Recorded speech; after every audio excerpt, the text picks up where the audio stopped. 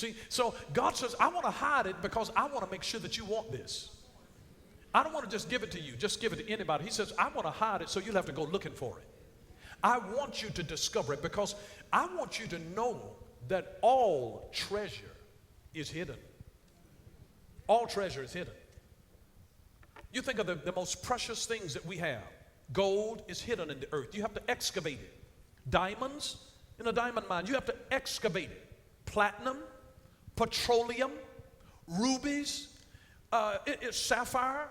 They're not just lying around on the beach unless it fell off of somebody's finger or flipped off of their neck some kind of way. But all treasure is hidden. It's hidden.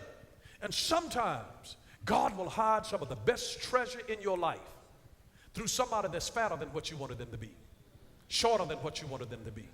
But it's treasure from heaven, hidden, disguised in an earthen vessel. It may not have the kind of hair that you were expecting it to have. Don't miss your treasure. Don't touch your neighbor. Say, don't miss your treasure. Don't miss your treasure. Don't miss your treasure. Don't miss your treasure. Don't miss your treasure looking for a complexion and for a hair length. Don't miss your treasure looking for height. Don't miss your treasure. Don't miss your treasure. God will sometimes hide treasure.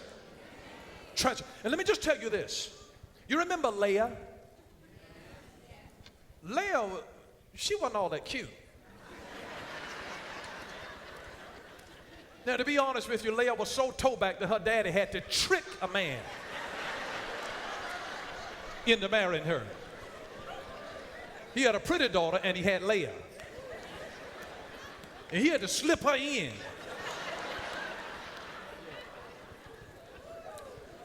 And the husband was always favorable to the pretty one, Rachel. And the Bible says that when God saw that Leah was unloved, he opened her womb. He made her creative and productive. She might not have looked like anything, but she gave him more children than the pretty girl. She was pretty, but she was barren. But he opened up Leah's womb. She could just pop them out. Bam, he get another son. Bam, he got another son. Bam. She was just dropping it like it was hot. She may not have looked like too much, but bam.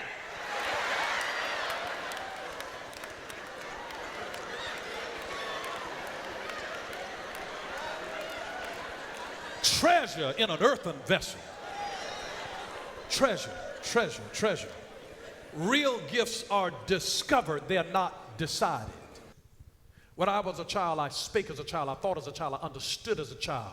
And God has put a mature gift in you, and you still hanging around childish folks, still talking about the same childish stuff. And God says, listen, I want you to be about something now. I want you to be able to take that gift now. It's time for you to make some money with your gift. You've been gifted now, and God says, I want to bring you into a place, but you've been jive folks that don't even understand it. They still want to have fun. They still want to hang out. They still want to shoot, shuck, and jive. God says, I want to bring you into some people, so you got to change your friendship structure of folks that's working on something. You got to have folks that's got a dream in their belly. They got something that they're working on. They're pregnant with something. They want more out of life. They're hungry for more. They're hungry for more. And so God says, I'm going to change the structure of where you are. So you got to get around people who are already stirring their gift. You got to get around people that appreciate the gift that's in your life.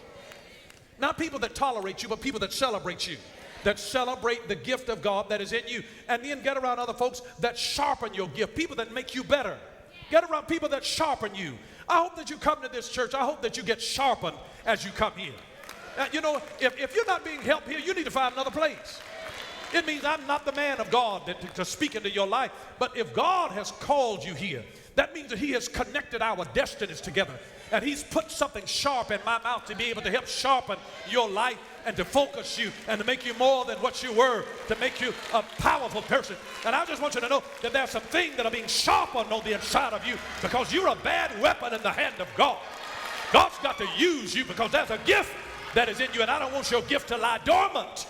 It's time for your gift to be stirred up. He's stirring gifts in the pew and gifts in the trenches and gifts in the parking lot and gifts when you're at Walmart and gifts in the grocery store. Stir up the gift that is in you. Let that gift begin to come out and encourage folks, and let the blessing of God come into your life.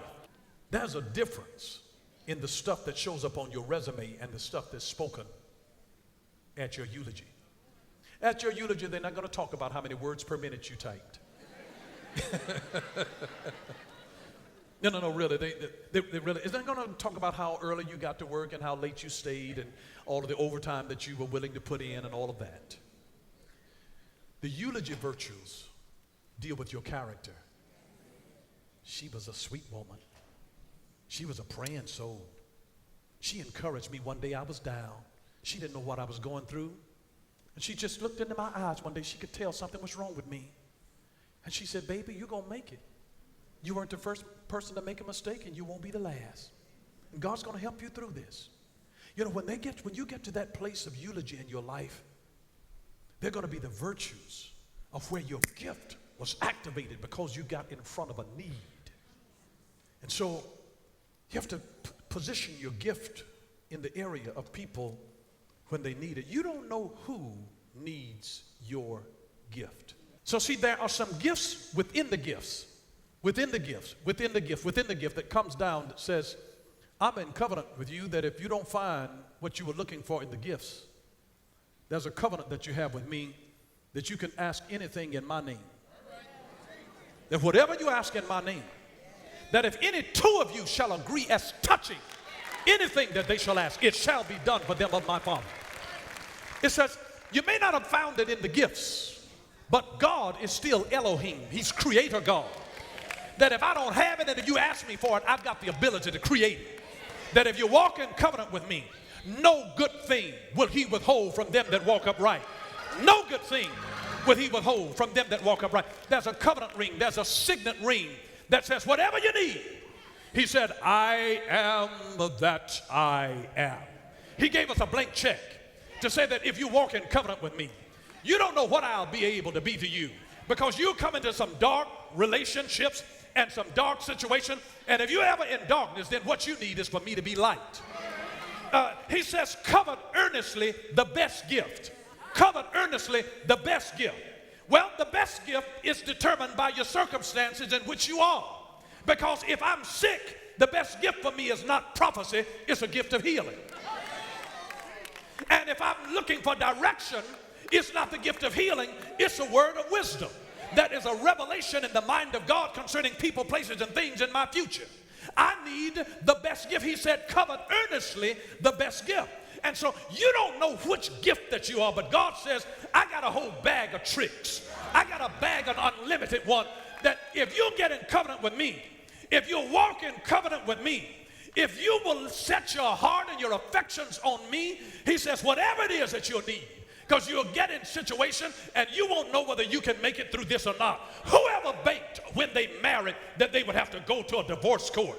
Whoever thought that they would have to bury a son or a daughter or a brother or a sister? Whoever thought that you'd have to bury your spouse? And where on earth would you find the strength to do something that is so damaging to your soul? And things happen. If you lose money, if you lose houses, if you lose automobiles, and you go through a repossession, and before you got rooted and grounded in God, and you didn't know what you were going to do, you would have lost your mind. But because you're rooted and you got a covenant ring, that's what the prodigal son had. He gave him a ring. He said, bring my ring and put it on his finger. It is a sign of authority that he's in covenant with me. And whatever it is that I have, he can get it. Whatever I have, you can get it.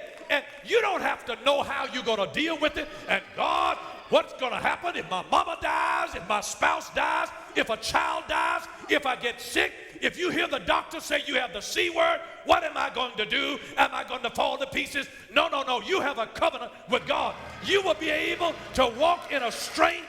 And sometime when you fall to pieces, the gift that God gave you you'll discover in them a spouse and a friend and a counselor and a doctor, and they'll be able to speak to you. The very children that you raise up will become prophets and prophetess, speaking back to anybody. Know what I'm talking about? You will birth a gift, and they'll begin to prophesy to you. The very person that you minister to will start ministering back to you, and you don't know where you're going to find the strength to do what you need to do, but there's something in the gift that brings you into a covenant that whatever it is that you need, God says, I'll be the strength for you during that time. In the midnight hour, I will be your strength. I will be your joy. I will be your peace. You don't understand why you're not worried sick over this thing. It's because God is bearing you on eagle's wings. He is carrying you because you're too weak, and he is carrying you. You are walking in the strength of God. You wonder why sometimes people will die, and there's a strength that undergirds you. You should be afraid to death, but there is a fear where you do not fear your lives unto death, because you said, if I die, it's gonna be heaven's gains. It's like glory. I get Christ, and if I live, Christ is going to be glorified in my life, because nobody will be able to shut me up about, look what the Lord has done. He's left me here for a reason. He's left a gift in you. It's time for you. I'm going to tell you like Paul told Timothy, stir up the gift of God that is within you. You don't know what you can do until you got to do it. And here you fall out in a situation, and now you never planned on being divorced, and now Miss Divorce has got to figure out an occupation where she can make it on her own and pay her own bills, and she's never been able to do that before. But the same God that called Abraham and Isaac and Jacob will become real in your life, because you walk with a covenant signet ring that whatever I don't have in my life, I've got favor from the king. I've got the king's favor. I'm a king's kid. And there will be a peace. I'm just telling you, God will let a strength come out of nowhere. He'll let a peace come out of nowhere. He'll let finances come out of nowhere. He'll let opportunities open out of nowhere.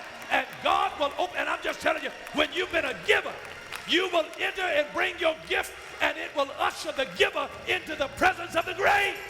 There is a good God that loves you and is concerned about you. And if you will stir your gift, be faithful with your gift, honor the gift, treasure the gift, use the gift, exercise that gift, the glory of God will begin to fill you through and through, and you will be a shining testimony for Jesus. But somebody needs your gift.